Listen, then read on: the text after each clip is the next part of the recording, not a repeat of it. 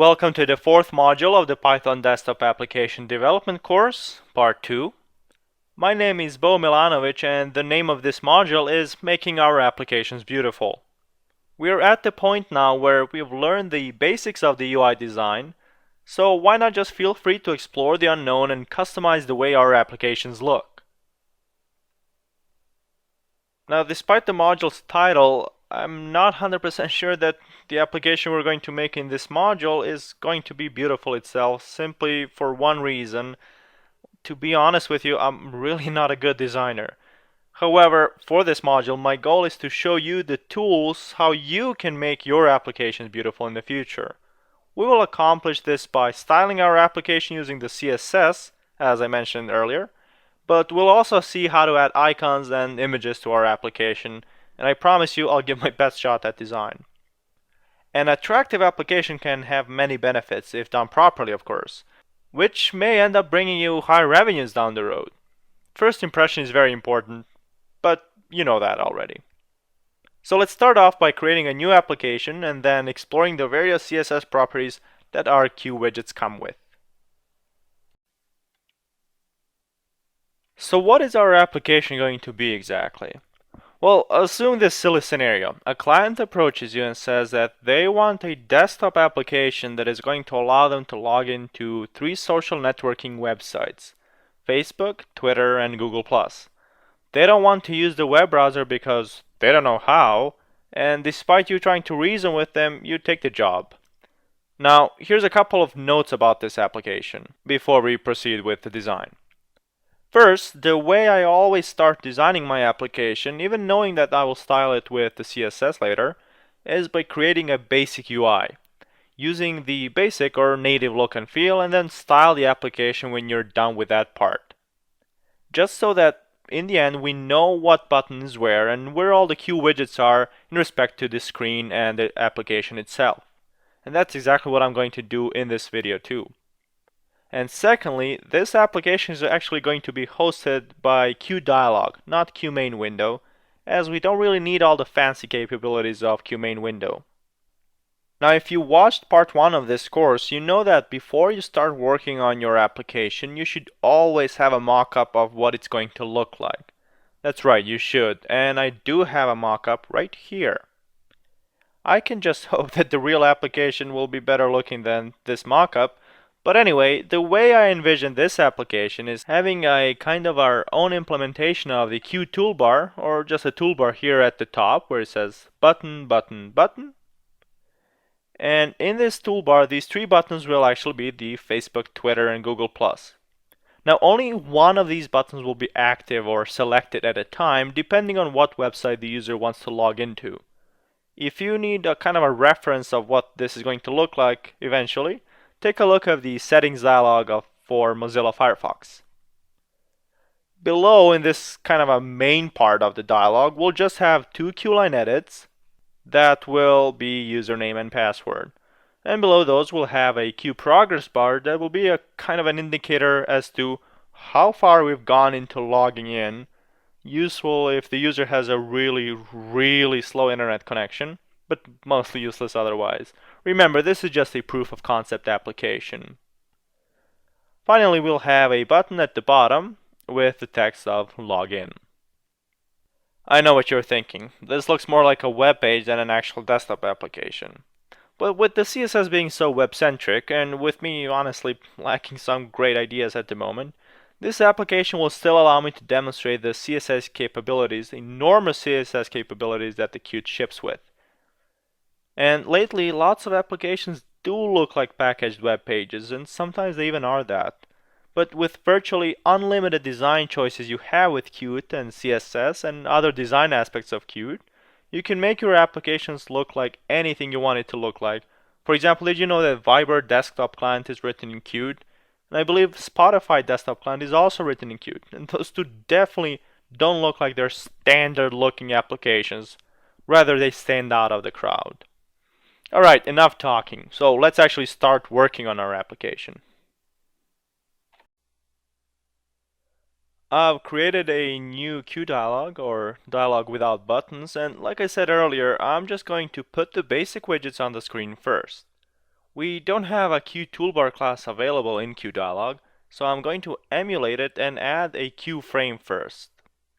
If you'll recall from one of the previous videos, I mentioned that Q frame is a kind of a container element, which really doesn't do anything on its own. So let me add it real quick and just look for a Q frame here and drag it on the screen. And I'm going to put it in the top and expand it to span the entire width of the QDialog. Now you can't really see it, but you can at least see the squares that denote its borders. This Q frame is going to host the three buttons I mentioned, the Facebook, Twitter, and Google Plus buttons. Now what's interesting about these buttons is that they're actually not going to be Q push buttons, but rather Q tool buttons. While these two are very similar, a Q tool button can be checkable, or in other words, it has a property that will allow it to kind of stay clicked after you click on it. They also support icons and aligning icons with the text, so they can be pretty useful. I'll add 3 of those, so let me just search for Q tool button here. And I'm going to make sure that I drag them and drop them on this frame here. Now let me resize it a little bit, and also I need to make sure to mark it as checkable in our property editor. If I scroll down, there is a checkable property. And now I'm just going to copy paste these buttons and kind of try to put them in the same space distribution here. There. Now let's do one more important thing. We should probably rename the object names of these buttons to what they actually represent. So the first one will be Facebook, the second one will be Twitter, and finally we'll have a Google Plus one. Now let me add 2 Q-line edits, so there's really nothing new here. We'll all already seen this. So make it a little bit wider.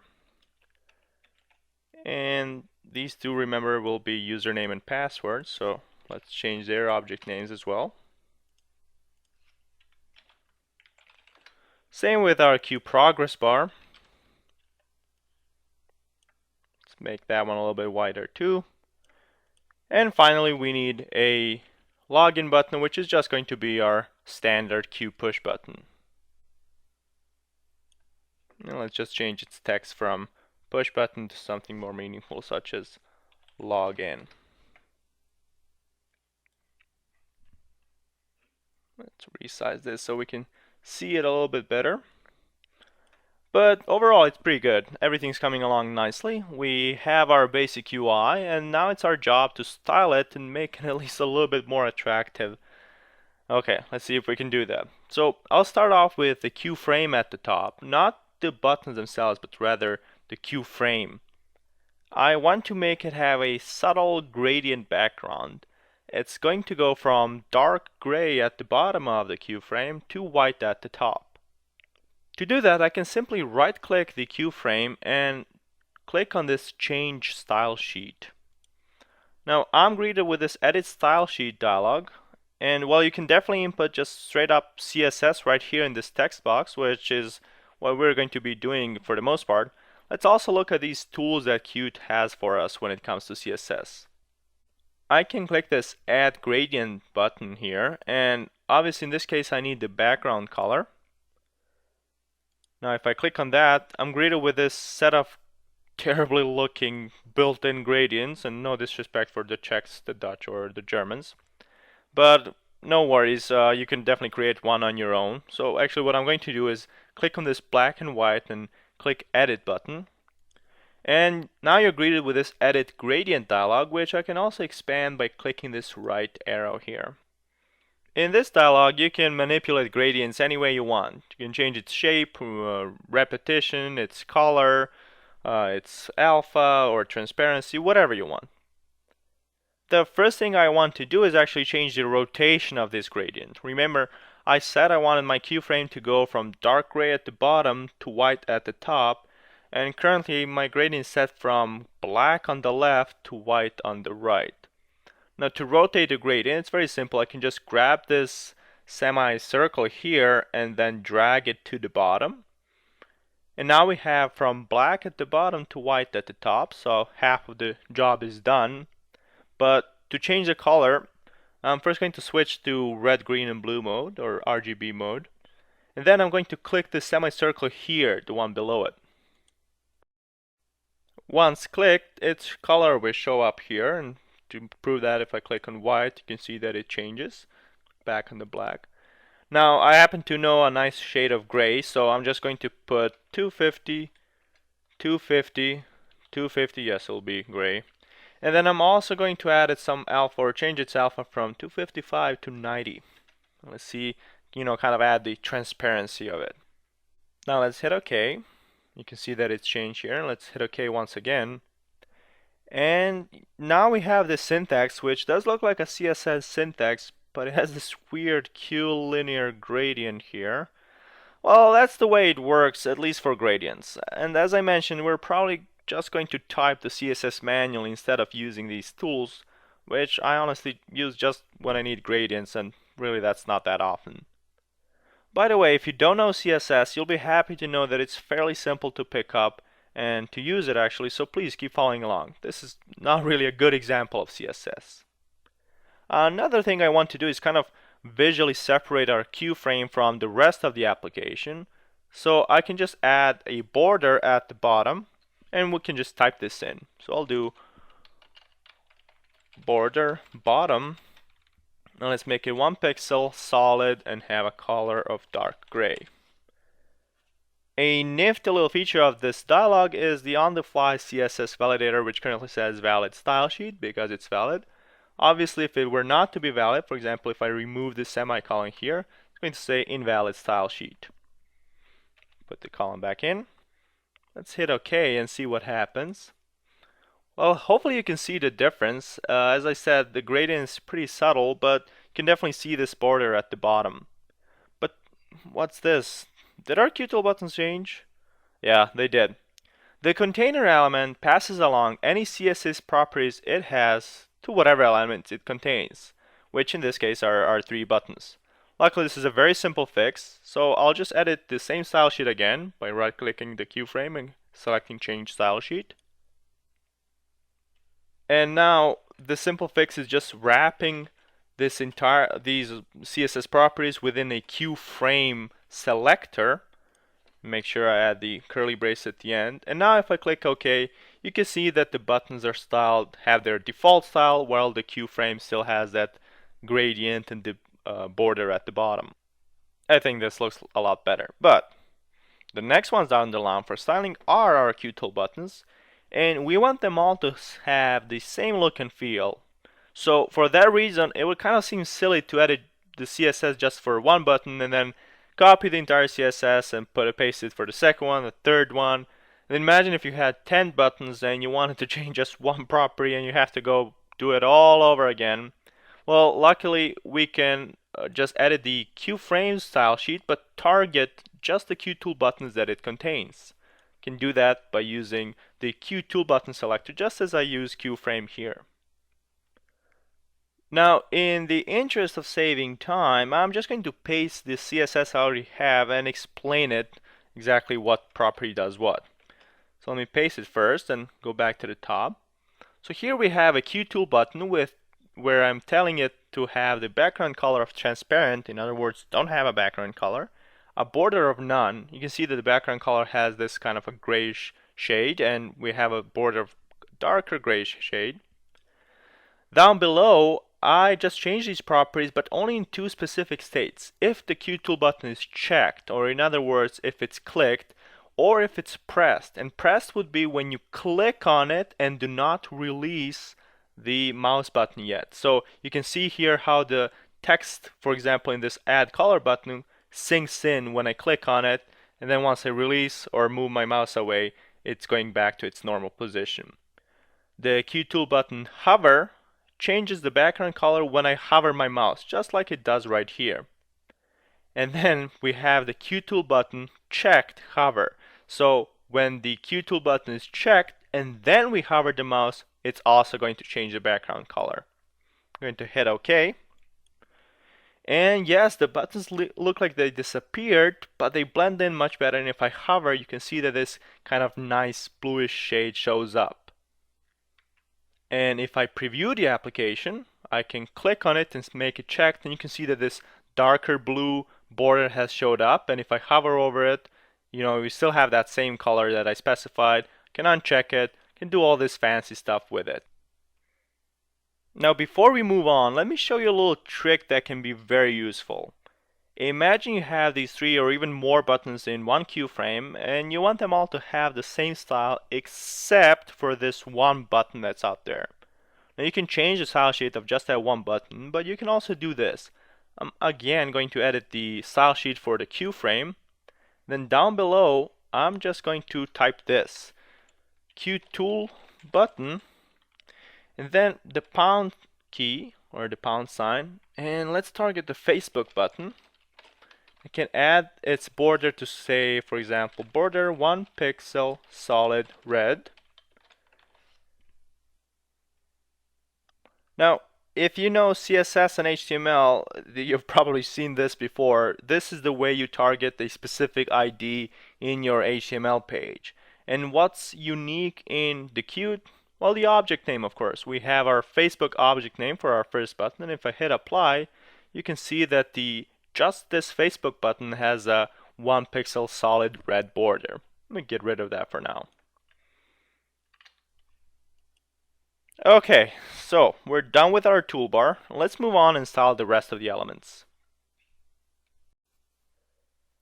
Wow, that last one was a pretty long video for sure. I hope that you found it useful though. Now in this video we're going to style the other elements, and interestingly enough we're actually going to be using the Bootstrap CSS framework for styling them. If you're a web developer, you've definitely heard of Bootstrap before. But first off, I was sloppy in the last video, I'll admit, so let me actually change the basic UI a bit. First, let's change the text of the queue tool buttons at the top. So the first one should not be 3 dots, it should rather be Facebook. The second one should be Twitter.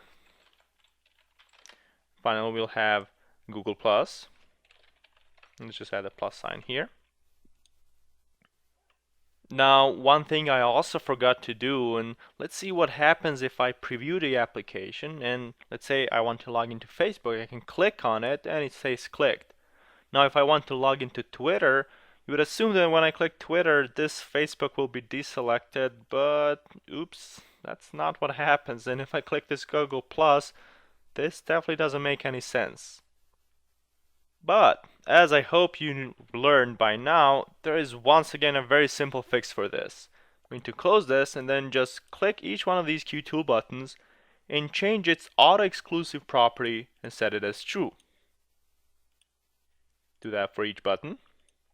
Now, if I preview the application once again, click Facebook, and once I click on Twitter, voila, it's automatically deselected and it works just as it should. Now let me also change the placeholder text for our queue line edits here. So this one will be username, of course. And the second one will be password. And since this is a password field, we also want to change its echo mode from normal to password so that we have a masked input. Okay, now we're really ready, I think. Luckily this video is going to have a fairly simple CSS, though I'm still going to explain it, of course. That's why I'm here after all, right? Let's start off from the beginning. So we want both of our queue line edits to follow the same style, but we don't really have a container element defined, do we? Well, yes we do. The queue dialog itself is a container element too. So I'll just edit the style sheet of the queue dialog, but target queue line edits. Now I can just right click the queue dialog, and then same old change style sheet. Once again, I'm going to paste the CSS I already have, and remember this is coming from Bootstrap 3, and then I'll explain it. So let's paste it. Okay, well this is pretty self-explanatory. However, you can see that we're targeting queue line edit. We have a padding, which is kind of a space between the container and whatever is inside of it, which in our case is going to be the text. The 6 pixel denotes the top padding, so we want the distance between the top border here and our text to be 6 pixels. The 12 pixels is the right padding. Now, this may not be really appropriate for our application, but like I said, this is coming straight from the Bootstrap. Font size is 14 pixels. This is the color of the font, and can't remember what font or what color this is exactly. But I do remember the background color is set to white, and we have a 1 pixel solid border that has a gray color, and finally a border radius of 4 pixels, which makes the border be a little bit curved on the corners. The focus property changes the Q-line edit when it's focused, or in other words, when it's selected. See here in this edit style sheet, you can see that there's a blue outline when this text box or this plain text edit is focused. Now I can actually get rid of this outline 0 because it's not really applicable to Qt. And let's see what happens if I click OK. So you can see we have some problems here, and if I preview the application, you definitely can notice a difference. And if I select it, you see this blue border, and you can see that it's a little bit curved on the corners as well. But if I type something such as python2, this is not what we want it to look like. This is happening due to our font size property of 14 pixels. To get rid of this problem, I'm just going to resize these Q-line edits and make them a little bit bigger. And let's preview the application once again. And if I type python2 right here, it looks like it works just fine. And I can type password. You can see that it has a masked input. Let's close this. And on to our next friend, the Q progress bar. And since it's all alone here, I'm just going to change its own style sheet. Let's do that. Right click on it and hit change style sheet. Let me paste my CSS code. I'm still going to wrap it within the Q progress bar. You don't really have to do this when you're editing a style sheet for a specific element. That I think it's good practice. So this is again self-explanatory. I'm setting border to 2 pixels solid of gray, border radius, again make it a little bit curved on the corners. In this case, I'm telling the text to be aligned in the center. Now let me move this edit style sheet dialog so we can see our progress bar, and if I click apply, you can see that it has definitely changed in the way it looks, and we have our text aligned in the center, although we could have done that from the property editor in our object property as well. Alright, that's all great, but here's a really nice trick about CSS styling for the Q progress bar specifically, the chunk property. So right now we have this green progress indicator, or I guess that's what I call it, as a single item, so to speak. So let's separate that into the old style chunks, and I can do that just by using CSS. Let me just paste the chunk CSS that I have. So you can see here that I'm targeting the specific property of chunk, and I'm setting its background color to be something different. I'm setting the chunk width to 10 pixels, and the margin or the distance between the two chunks should be a half pixel really. That's not really good. Let's make it 1 pixel. If I click apply, you can see that suddenly our progress indicator is not a single item. It's split into chunks that all have a width of 10 pixels and have a space of 1 pixel between them and this bluish color, dark bluish color. Now what's really cool about this is that even though we don't really have a Q progress bar object property of chunk mode or whatever, we can still make it happen using CSS, and that's perfectly valid. There are lots of these special CSS properties when it comes to Qt CSS styling, which you can find in the Qt documentation. Let's hit OK here. And let me resize our Qt progress bar a little bit. And finally, we have our login button that's still unstyled. So I'm just going to change its own style sheet. And once again, I'll shamelessly steal from Bootstrap. So I'll just paste the code that I have, and by now you should already understand this code. So I'm targeting Q push button, setting its font size, border, border radius, color, background color, and I'm also setting a specific border color here. Now hovering again is when you hover your mouse over that button. I'm just making sure the color is white, of the color of the text in this case, the background color is changed, and the border color is changed too. If I click OK, you can see that the button has definitely changed its style. Let's move it a little bit to the left. And let's preview this application and see what it looks like. Wow, our application is beautiful. I have to say that I'll totally be in love with it if only it had icons in these buttons at the top. No problemo, let's add icons to them. Finally, we're at the point where we're going to add icons to our application. Icons are almost essential. You probably could have lived without knowing all that CSS styling, which Even though it's useful, you can still build your application successfully without it. But without icons, no application is really complete. So why did I postpone this video for so long? Well, it's because icons require some work. Not to worry, it's not really hard work, it's just a little bit more tedious than we're generally used to. Okay, so let's start. The first task when it comes to implementing icons in your application is to, well, find the icons. You can either download some free icons from the web, or you can create ones on your own, or you can hire someone to create them for you, whatever you prefer. But in my case, I just downloaded some freely distributed icons from the web that kind of follow the same design and style. For the purpose of this video, I have saved our dialog from Qt Designer in a directory and named that saved UI file css.ui. I've also created the icons subfolder, which contains our three icons. As you can see, we have facebook.png, Google+, and Twitter icons. Also, don't worry about getting icons with the .ico format. PNG icons are well supported in all major operating systems. Now the second task is that tedious task. In order for us to use icons, we need to create a so-called resource file for the Qt to use. A resource file can be used for many things, one of which is obviously including icons in your application. But another important usage of the resources is the translation part of it. For example, if you want to have a multilingual application. Lots of programming languages use resources in one way or another, and if you're an Android developer, you'll know what I'm talking about for sure. The resource in Qt is a file that has a kind of a XML style syntax, which is specific but fairly simple. Still, we need to manually create this file, and by that I mean there's no any kind of tool that automatically generates this file for us.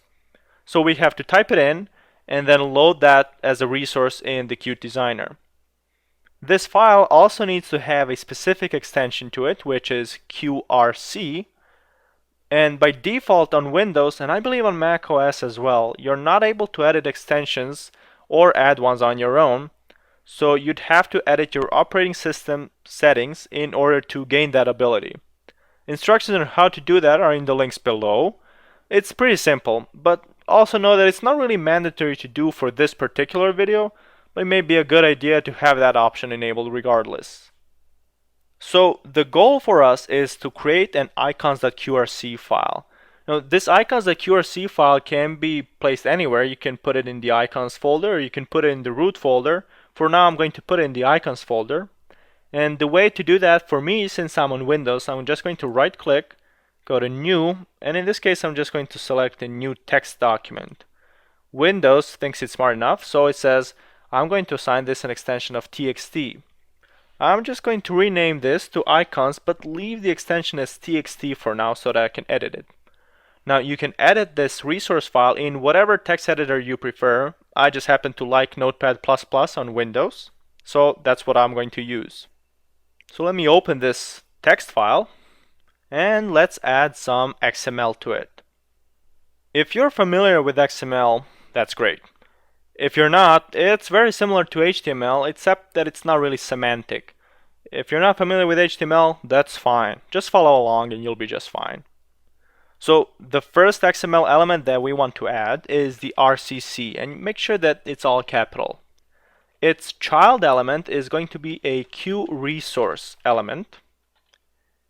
And the QResource element is going to contain file elements, which will specify the path to our icon files. Since we have three icons, we'll need three file elements as well for each icon. So let's say file. The first one is facebook.png. Close the file element. Create another one, google+.png. And finally, for Twitter. Now let's close the QResource element and also close the RCC element. Now we need to save this file, but don't save it by clicking File Save or by typing Ctrl+S on your keyboard. Do a file and then Save As. With the Save As dialog, you're offered an option of saving it as a specific type. In this case, we're going to select all types or all files, depending on what application you're using, Then I'm going to manually add the extension from txt to icons.qrc. Hit save, minimize this, and you can see that now I have two files in my application, or rather my folder, not my application. So I can actually get rid of this icons.txt file. Okay, the boring part of icons is over, so let's make our application shine with our new icons. In Qt Designer, I'll go to the bottom right and make sure that this resource browser is selected. Then I'll click on this pencil icon here, and then on this open resource file icon here. Then I'm going to navigate and find my newly created QRC file, which is in the folder called Beautiful, named after our application, of course. And there's my icons.qrc. Look, I have all these three icons here to the right, and icons.qrc is selected. I'm not going to select any right now, I'm just going to click OK. And you can see that the three icons appear in the resource browser as well. So all of our icons are here, we just need to add them to our buttons. I'm going to click the Facebook button first, scroll down and find its icon property. Click on that, and then I'll click on this down arrow, hit choose resource, and I'm also greeted with that same dialog, except when I click resource root, I'm offered these three icons. Let me click on Facebook, and let me do the same thing for our Twitter and our Google Plus buttons.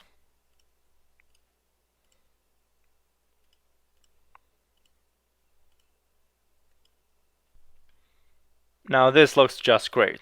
Let's make some adjustments. Click on the Facebook button and let me change the icon size from 16 by 16 pixels to at least 32 by 32. We do the same for the other two.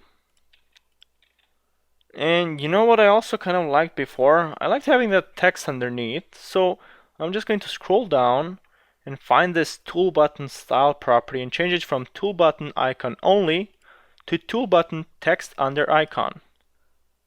Let's do the same for these two guys.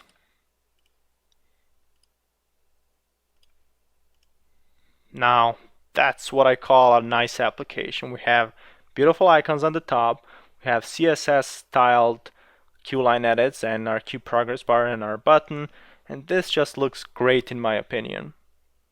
There, this is how you add icons to your application. But not just icons, any static images as well. Now, there's a different way to add an icon to an application by specifying the file name directly in the Qt Designer, but from my experience, that implementation is pretty buggy. Plus, it's important to familiarize yourself with the resources, at least somewhat.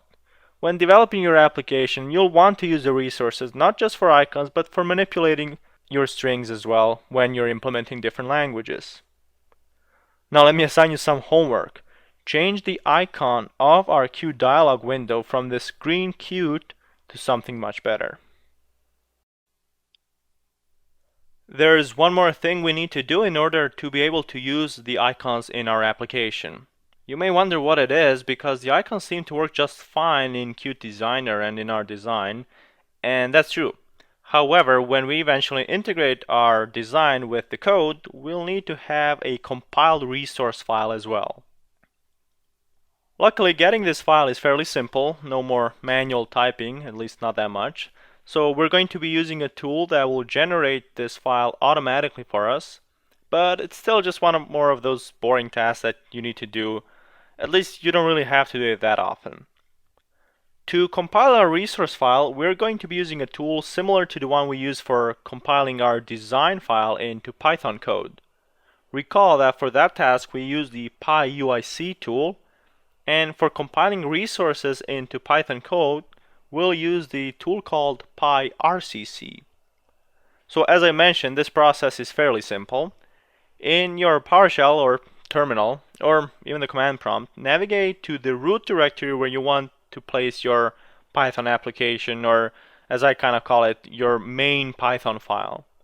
Remember that in my case I created an application directory called Beautiful, and I have this icons subfolder which, recall, also contains our resource file called icons.qrc, and I also have our UI file here as well. So to get to the pyrcc command in my PowerShell, I'll just type pyrc and then hit the tab key, which should autocomplete to this pyrcc4.exe, at least on Windows, obviously. And the first argument that a pyrcc tool expects is the location of our resource file, our qrc file, which in our case is in the icons subfolder. So I'll just type icons and then hit the tab just to make sure, and I have the icons.qrc. The second argument is going to be the name of the output file, or in other words, the generated Python file. This generated Python file needs to live in the root directory of the application, so not in any other directory, including not in the icons directory. So we need to add a -o for output, and we'll create a file called icons_rc.py. And make sure that this is how you name your output file, icons_rc.py, and I'll explain why this name specifically in just a second. Finally, since we're using Python 3, we'll also need to add a -py3 flag at the end, otherwise this generation would fail. Hit enter, and you can see that icons_rc.py file appeared in the root folder of my application. So while we're at it, I have this PowerShell open here. Why not just generate the UI file, or rather the Python file from our UI here? Recall that for that we need to use the pyuic tool, and then I'll specify the location to the UI file. And finally, I'll name my output Python file css_ui. And voila, you can see here that I also have the css_ui.py file as well as the icons_rc.py file. So why is the naming of this icons_rc so important? Well, it's because actually of the pyuic tool. The css_ui file expects a Python module named resource_name_rc, which in our case is icons_rc.py. When the pyuic tool finds a resource defined in the UI file, it's going to import it that way. The name of our resource just comes from the name of the file of our resource, which in our case is icons.qrc. So just make sure to name it resource name, which in our case is icons_rc, this is always rc.py. That was a lot of material, but we really learned how to make our application attractive and stand out of the crowd. And remember, an attractive looking application, coupled with great functionality, is what's going to gain you the most clients. Speaking of functionality, that's what's coming up. In this module, we've seen how to design our application and make it pretty. In the next one, we're going to integrate it with the code and focus a little bit more on the user experience and the functionality part. For example, we'll see how we can implement the splash screen, or the loading screen as some prefer to call it, but also how to put an icon in the operating system's taskbar, which is that icon bar usually located next to the clock on your screen, and how to send notifications to the user as well.